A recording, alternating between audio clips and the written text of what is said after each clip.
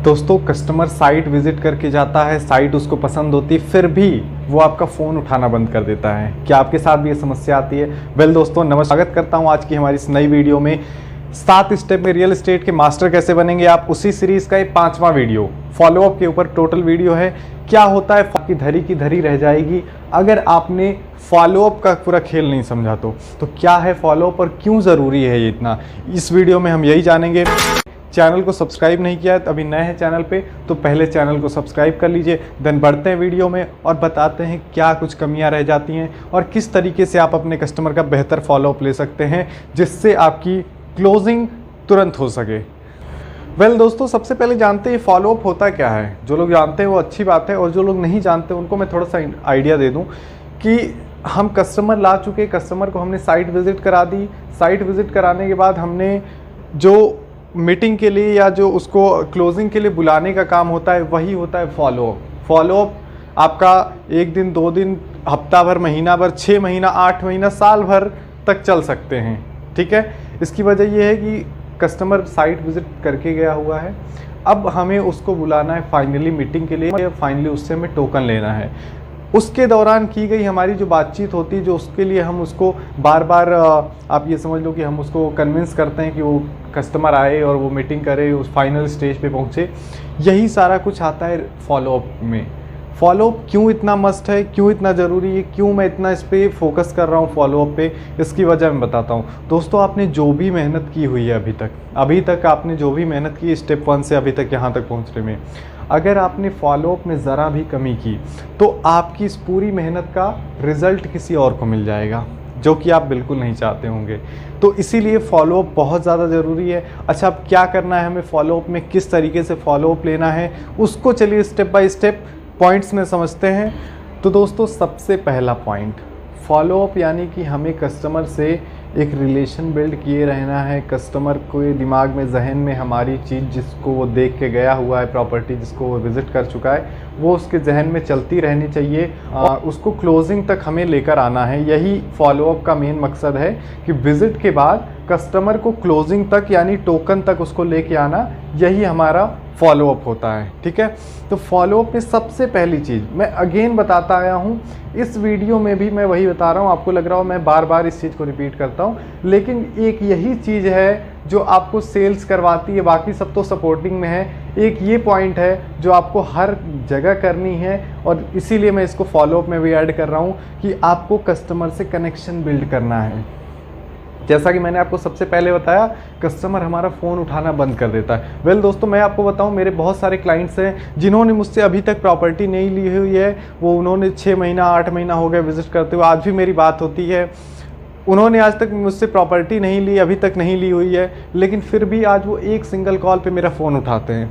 इसका आप main reason ये है कि उनके साथ मैंने कनेक्शन अच्छे बिल्ड किए, मैंने उनके साथ में कनेक्शन अच्छे बिल्ड किए, जिसकी वजह से एक बार कॉल करने पे आज भी वो मेरा फ़ोन उठा लेते हैं। तो दोस्तों इसी को मैं इतना ज़ोर दे रहा हूँ कि कनेक्शन मस्ट है।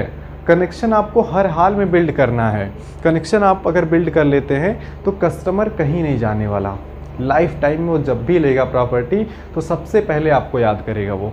ठीक है, तो इसमें क्या चीज़ आती है कि सबसे पहले हमें कस्टमर से अगेन कनेक्शन बनाना है, उससे अटैचमेंट करनी है, उससे एक बॉन्ड बनाना है हमें कि जब भी उसके जहन में कभी भी अगर रियल एस्टेट में कुछ इन्वेस्ट करने का या ख़रीदने का आए उसके माइंड में, तो सबसे पहले वो आपको याद करे। ठीक है, तो कनेक्शन मस्ट है यहाँ भी। ठीक है, दूसरी चीज़, अब दूसरे पॉइंट पे आते हैं, फॉलोअप लेते कैसे हैं। जब आपने कस्टमर को कॉल किया तो कस्टमर को कॉल करने के बाद हमें क्या बातें करनी है। कस्टमर को कॉल करने के बाद दूसरी चीज़ आप पॉइंट याद रखिए कि हमें उससे प्रॉपर्टी ख़रीदने के बारे में नहीं पूछना है। ये सबसे बड़ी गलती है। हमने उसको कॉल किया, हमने पूछा सर प्रॉपर्टी कब लेंगे, कब लेने आ रहे हैं, टोकन कब डालने जा रहे हैं, ये सब कुछ हमें नहीं करना है। मैंने बताया नहीं कि एक पॉइंट है केवल कनेक्शन चीज़ है। मैं इसमें जो रूल इसमें फॉलो करता हूँ वो है 40-20-40 का रूल। 40-20-40 रूल क्या है कि 40% जो आपको बातचीत होगी कॉल करने के बाद वो आपकी होगी आपके और उसके पर्सनल टॉपिक्स पे। पर्सनल मीन्स कि उसके बारे में हो सकती है या इधर उधर की बातें हो सकती हैं। 40% ऐसी बातें जिसमें वो इंटरेस्ट रखता हो, सामने वाला जिसमें इंटरेस्ट रखे, ऐसी बातें हमें करनी है। फिर उसके बाद उसके बीच में 20% बातें हमें करनी है अपने काम की, यानी कि अपने सेल्स की।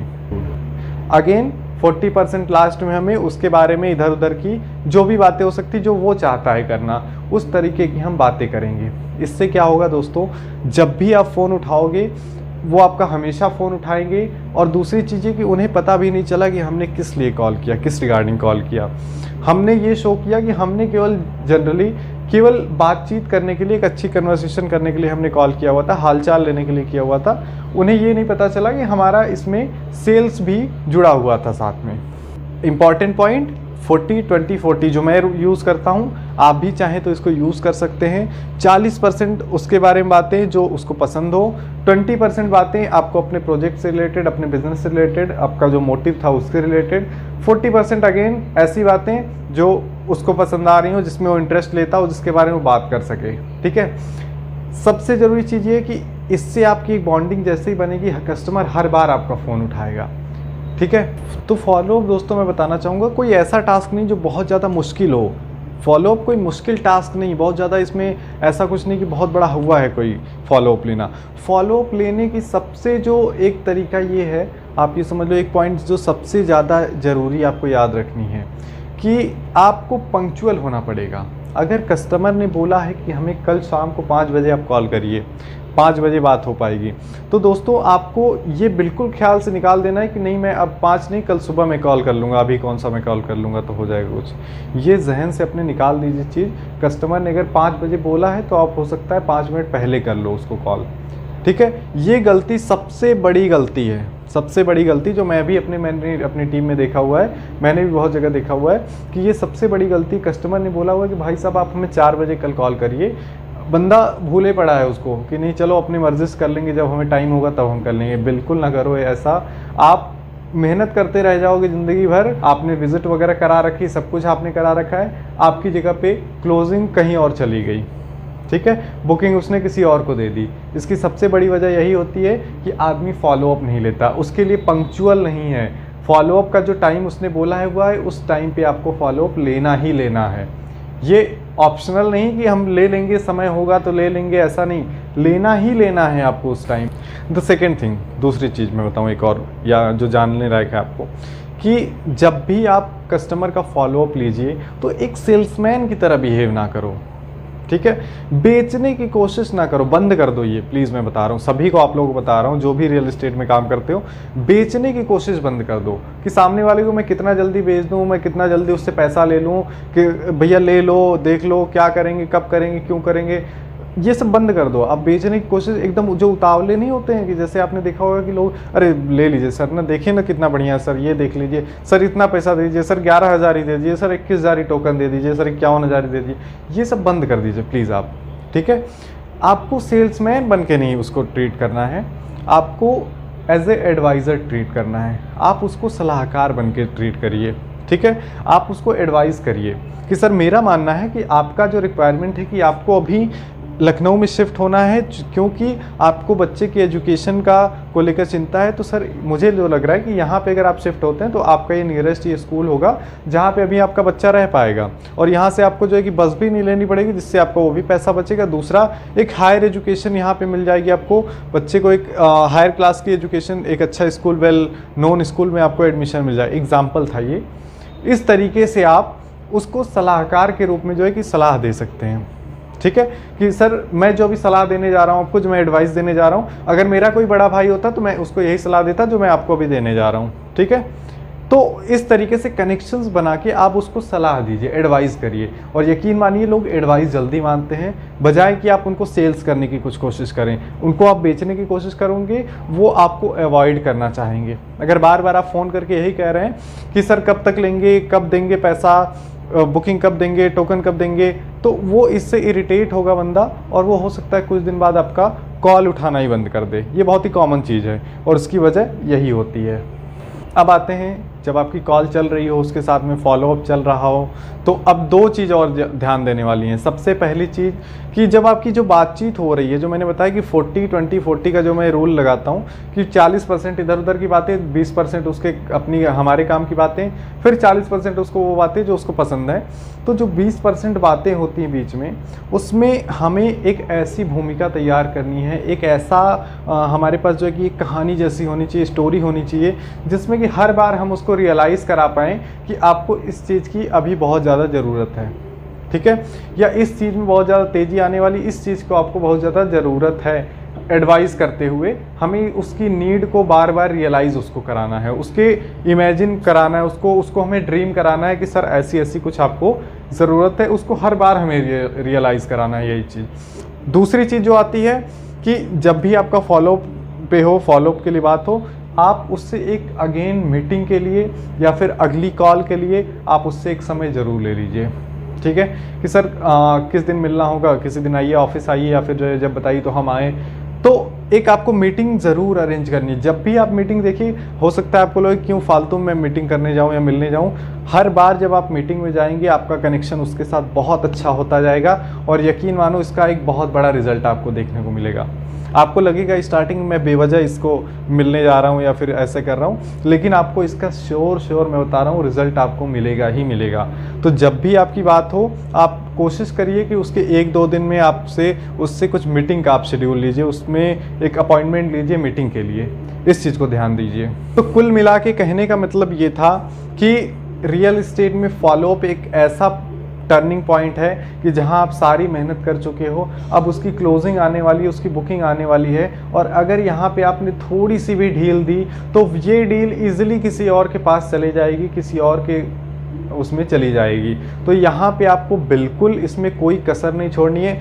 कस्टमर ने बोला है कि कल दोपहर को 2 बजे कॉल करिए, तो 2 से 2-2:15 भी नहीं होने चाहिए। आप ये चीज़ जहन में कर लो कि वो 2:15 बजे भी नहीं होना चाहिए। 2 उसने बोला है, 5 मिनट में पहले कर लूँगा, एकदम एग्जैक्ट टाइम पे मैं करूँगा, ठीक है। जहन में बैठा लो। इसके लिए नोट्स बनाना चाहते हो नोट्स बना लो, फ़ोन में रिमाइंडर डाल लो अगर आप भूल जाते हो तो, लेकिन इसको किसी भी स्थिति में आप टालें नहीं, प्लीज़ इसको टालना बंद कर दो आप, ठीक है। दूसरा जो चीज़ मैंने बताया कि 40-20-40, केवल सेल्समैन बनने की कोशिश ना करो, केवल बेचने की कोशिश ना करो, एक अच्छे एडवाइज़र बनिए आप, उसको सलाह दीजिए, एक परिवार की तरह से उनको जोड़िए, उनको एक एहसास दिलाइए कि आप उनसे जुड़े हुए हैं बिज़नेस के अलावा भी, ठीक है। ये तभी होगा जब भी हम कॉल करें उनके बारे में हम बात करें, बजाय कि केवल अपने प्रोजेक्ट के बारे में, अपने बारे में केवल बात करते करते, ठीक है। तो कस्टमर आपका बात भी सुनेगा, हमेशा वो फ़ोन उठाएगा आपका, कभी भी ऐसा नहीं होगा कि फ़ोन उठाना बंद कर दे। फ़ोन उठाना बंद करने का एक ही वो रीज़न है, आप जब उसको इरिटेट करते हो केवल ऐसी चीज़ बोल के जो वो सुनना नहीं चाहता है, ठीक है, कि सर कब लेंगे, कब आएंगे, कब देखेंगे, कब करेंगे, ये सब चीज़ें बंद कर दो, ठीक है। तीसरी चीज़ जो मैंने बताई कि हर बार उसको उसकी जो भी नीड थी, जो भी उसकी इमेजिन था, ड्रीम था, उसको बार बार उसको रियलाइज़ कराते रहिए। हर कॉल पे, हर बार में उसको रियलाइज़ कराइए। उसको बेचने की कोशिश नहीं करनी, रियलाइज़ कराना है कि सर आपको इस चीज़ की नीड है, ठीक है। फिर लास्ट मैंने बताया कि जब भी हमारी उससे बात हो तो हमें कोशिश करनी कि उससे एक हमें मीटिंग की डेट मिले, एक अपॉइंटमेंट मिले, जिसमें कि 1 से 2 दिन 3 दिन में हम उससे अगेन मीटिंग कर सकें, ठीक है।